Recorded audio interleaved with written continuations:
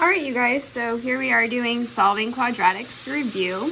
We're working on factoring and then square root method. So I've showed you number 7. I've showed you number 10. I was just gonna do number 8 on my own, but then I realized I wanted to show you something on that too. So remember, the square root method is when we have ax squared equal to c, where c is a constant, which is a number without a variable.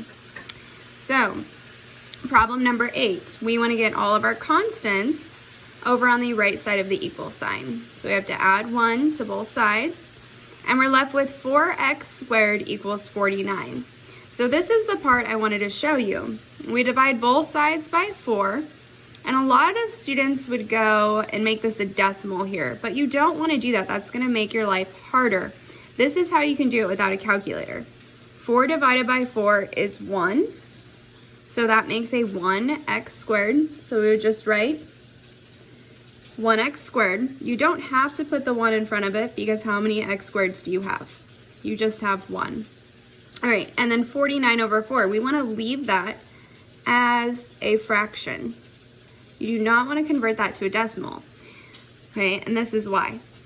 We want to get x by itself, so we need to undo squaring by taking the square root of both sides. Now when I take the square root of 49 over 4, we take the square root of the numerator and the square root of the denominator separately. So x would equal plus or minus. What is the square root of 49? It is 7. What is the square root of 4? It is 2. So our final answer would be x equals plus or minus 7 over 2. And I prefer you to leave it in a fraction rather than a decimal 3.5, but that would also be correct. Okay.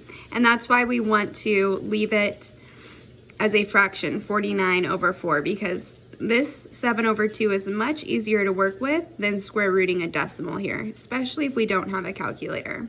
Okay.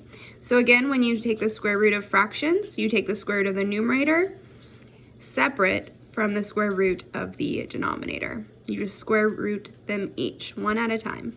Okay? And that's problem number 8 on your review packet.